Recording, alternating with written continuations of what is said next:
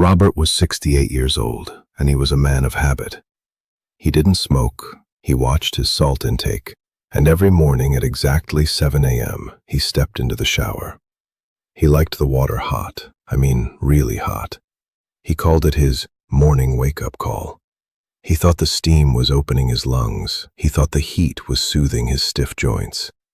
But that Tuesday morning, as the steam filled the bathroom, Robert's heart wasn't being soothed. It was screaming. 3 minutes into his shower, Robert felt a strange, heavy tightness in his neck. He thought it was just the humidity.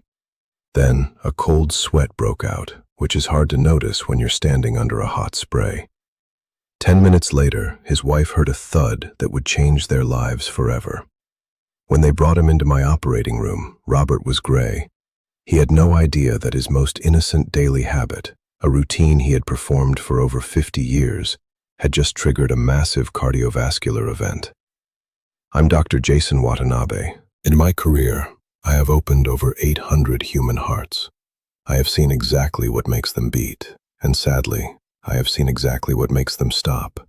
Most people worry about cholesterol, or they worry about falling on a slippery tile floor. And while those are important, there is a silent, invisible killer lurking in your bathroom that almost no one is talking about. It isn't the soap, and it isn't the slick floor. It's the water temperature. If you are over the age of 60, the way you shower today could be putting a thermal shock on your system that acts like a sledgehammer to your arteries. In the next few minutes, I am going to explain exactly why your heart struggles with sudden temperature shifts, the 3 shower red flags you can't afford to ignore, and how you can fix this habit tomorrow morning to stay out of my operating room.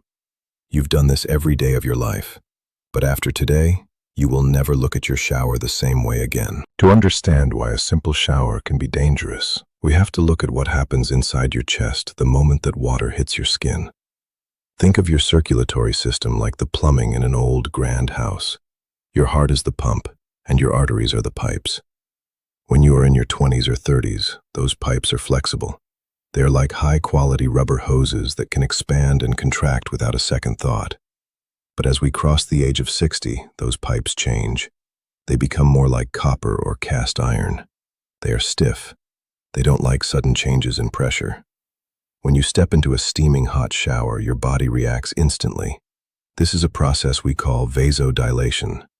The heat causes the blood vessels near the surface of your skin to open up wide. Your body is trying to vent heat to keep your internal temperature stable. But here's the problem. When all those pipes suddenly open up at once, your blood pressure takes a massive, sudden dip. It's like opening every single faucet in your house at the same time. The pressure in the system drops to nearly nothing. For a young person, the heart just beats a little faster to compensate. But for a senior, whose heart might already be working at a higher baseline or dealing with stiffened valves, this sudden drop in pressure is a crisis. Your heart begins to race. It starts pounding against your ribs, trying desperately to push blood back up to your brain against the force of gravity. This is why so many people feel dizzy or lightheaded while washing their hair. It's not just the steam. It's your brain screaming for oxygen because all your blood is currently pooled in your dilated skin vessels and your legs. But the real danger happens when you realize you're too hot and you do the most natural thing in the world. You turn the handle to cold. This creates what I call the thermal hammer. You go from extreme vasodilation to extreme vasoconstriction in a matter of seconds. Your blood vessels slam shut. The pressure spikes instantly. It's a violent physical shock to the heart muscle.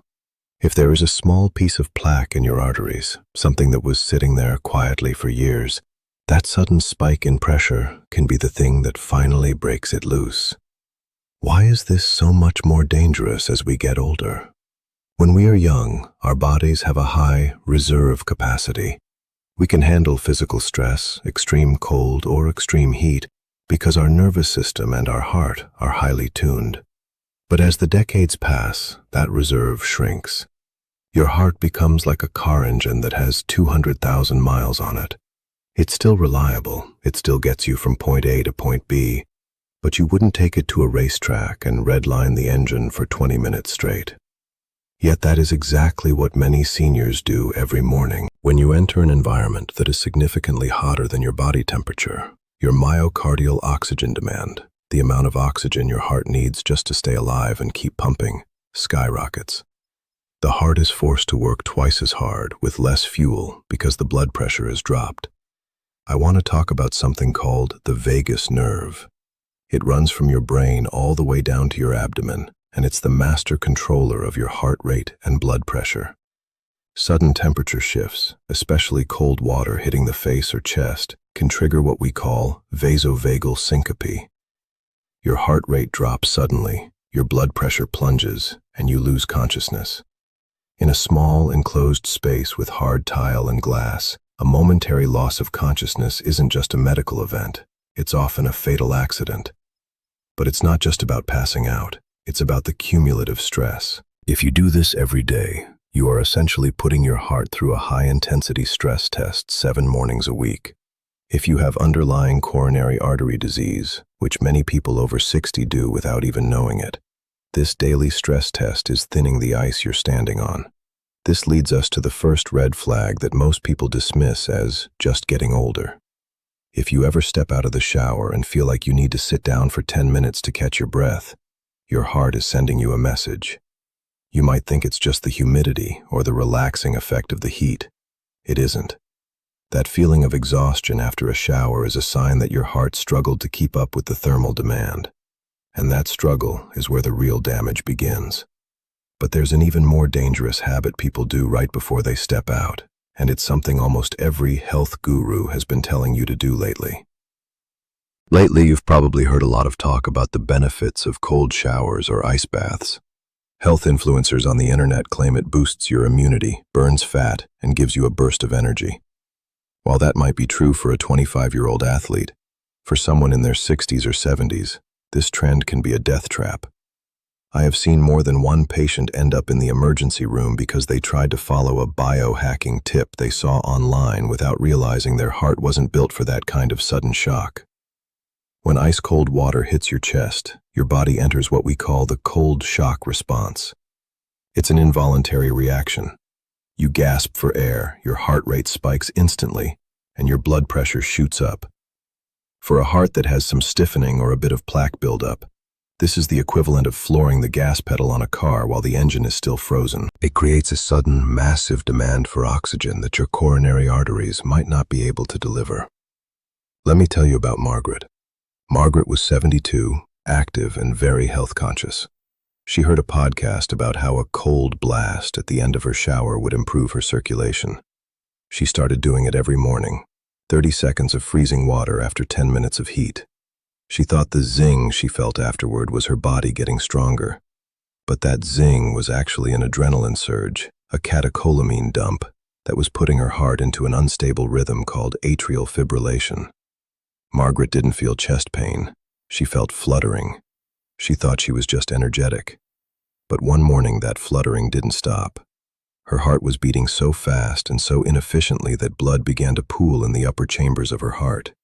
If she hadn't come to see me when she did, that pooled blood could have formed a clot, traveled to her brain, and caused a massive stroke. The danger here is that we often mistake stress for stimulation. We think that because we feel a rush of blood or a spark of energy, we are doing something good. But your heart doesn't want surprises. Your heart thrives on stability. When you force it to fluctuate between extreme heat and extreme cold, you are wearing out the very mechanisms that keep your blood pressure stable. And this is exactly where we need to look at the second red flag, the one that happens in your legs and feet. The second red flag is something you might see in the mirror, but most people think it's just a sign of getting older or spending too much time on their feet. Have you ever noticed that after a long, hot shower, your ankles look a bit swollen? Or perhaps your feet look slightly purple or mottled? This is a major clue that your heart is struggling with the thermal load.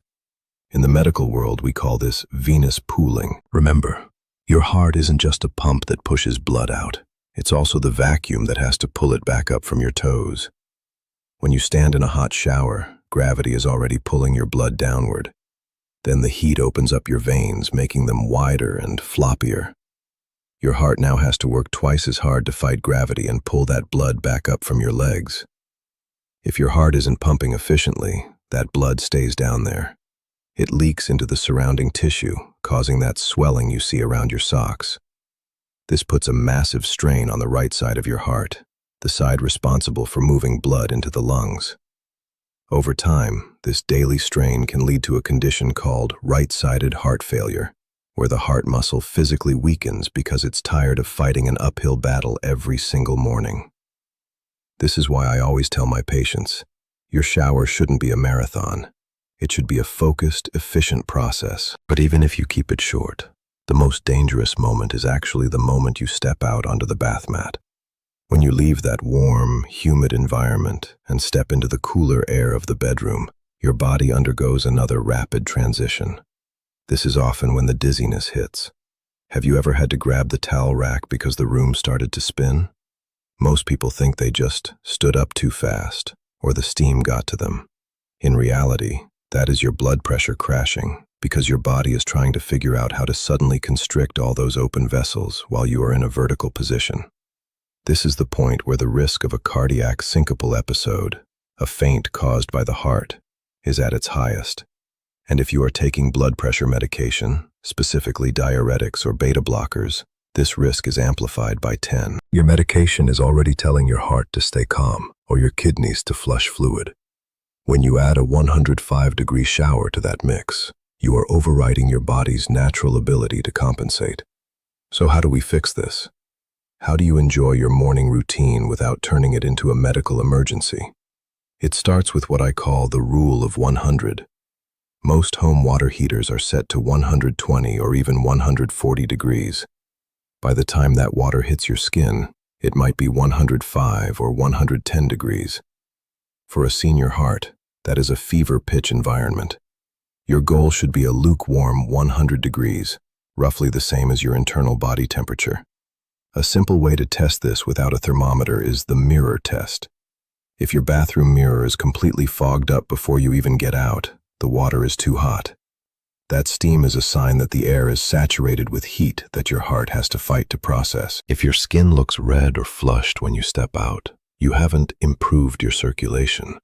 You have forced your heart to go into an emergency cooling mode. The next thing I tell all my patients over 60 is to consider the seated strategy. Many people feel that putting a bench or a chair in the shower is a sign of giving up or admitting they are old. I want you to shift that perspective. As a cardiac surgeon, I see a shower chair as a piece of high-performance medical equipment. When you sit down, you eliminate the battle against gravity.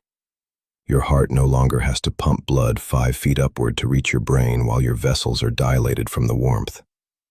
You are significantly reducing the workload on your heart muscle. By sitting, you prevent that dangerous pooling in your legs and drastically lower the risk of the dizziness that leads to falls and faints. It turns a high-stress event into a low-impact one. I also want you to change the way you finish your shower. Never, under any circumstances, should you flip the handle straight from hot to cold. If you want to cool down, do it in increments. Slowly move the dial toward neutral over the course of 2 minutes. This allows your baroreceptors, the sensors in your neck that monitor blood pressure, to adjust gradually. It's like landing a plane slowly instead of crashing it into the runway. This gradual transition is what prevents the thermal hammer from cracking a piece of plaque loose in your arteries. There is one more factor that makes the shower a high-risk zone, and it has nothing to do with the water itself. It has to do with what is inside your veins before you even step into the bathroom. Most people wake up in a state of mild dehydration. You've gone 8 hours without water, and your blood volume is at its lowest point of the day. This makes your blood thicker and your blood pressure more volatile. If you take a hot shower while dehydrated, you are essentially asking a half-empty pump to work at maximum capacity. This is why I tell my patients about the glass of protection. Before you even turn on the faucet, I want you to drink 8 ounces of room temperature water. This small act increases your blood volume just enough to provide a buffer against the drop in pressure caused by the heat. It's a simple mechanical fix that can prevent a cardiac event. I also want to address the timing of your shower. For many, a hot shower is the first thing they do to wake up. But your body's cortisol levels and blood pressure are naturally higher in the morning to help you wake up. Adding a thermal shock on top of that natural morning spike is like putting a heavy load on a cold engine. If you have any history of heart issues, I often recommend moving your shower to the evening. Not only does the gradual cooling afterward help you sleep, but your body is also more hydrated and your blood pressure is typically more stable later in the day. This brings us to the third and most critical red flag, the post-shower cough. Have you ever stepped out of the shower and found yourself coughing or clearing your throat repeatedly? You might think it's just the steam in your lungs. However, in the medical world, a persistent cough after a heat-induced stress event can be a sign of pulmonary congestion. It means your heart was temporarily unable to keep up with the blood flow, causing a tiny bit of fluid to back up into the lungs. If you notice this cough, especially if it's accompanied by a feeling of being winded as you get dressed, do not ignore it. It is one of the most reliable early warning signs that your heart's ejection fraction, its pumping power, is starting to decline. Your heart is telling you that the shower was too much for it to handle. Robert survived that Tuesday morning, but his life was never the same. He spent 3 weeks in the hospital and several months in cardiac rehab. He can no longer go for the long walks he used to enjoy with his grandchildren, and he has to take a handful of pills every morning just to keep his heart rhythm stable. When I sat down with him in his follow-up appointment, he looked at me with tears in his eyes and said, "Doc, I thought I was doing everything right. I never imagined the water could be the problem. I don't want you to have that same realization in a hospital bed. Your shower should be a place of renewal and peace, not a place of hidden risk. By making these small, intentional changes, you are giving your heart the support it needs to keep beating strongly for another 20 or 30 years. Let's quickly recap the Watanabe protocol for a heart-safe morning. First, the glass of protection. Drink 8 ounces of water before you even turn on the tap. Second, the rule of 100. Keep that water at a lukewarm temperature and watch a mirror for fog. Third, the seated strategy. Embrace the shower chair to take the gravitational load off your heart. Fourth, the slow landing. Give your body 2 minutes to transition temperatures instead of shocking the system. And finally, listen to the flags. If you feel exhausted or develop that post-shower cough, please call your cardiologist. I know it can feel overwhelming to change habits you've had for decades, but remember, your heart is a masterpiece of biology that has been working for you every second of every day since before you were born. It doesn't ask for much, just a little bit of stability and a little less stress. Before you go, I have a request. In the comments below, please let me know which city or country you are watching from. I read as many as I can because I want to see how far this message of prevention is traveling. If this information opened your eyes, please hit the like button and subscribe. More importantly, share this video with someone you love, a spouse, a sibling, or a friend who insists on those steaming hot showers. You might just save a life today. In my next video, I am going to reveal the morning coffee mistake that most people make, a habit that is secretly spiking your blood pressure before you even leave the kitchen. You won't want to miss that one. I'm Dr. Jason Watanabe. Stay safe, stay hydrated, and take care of your heart.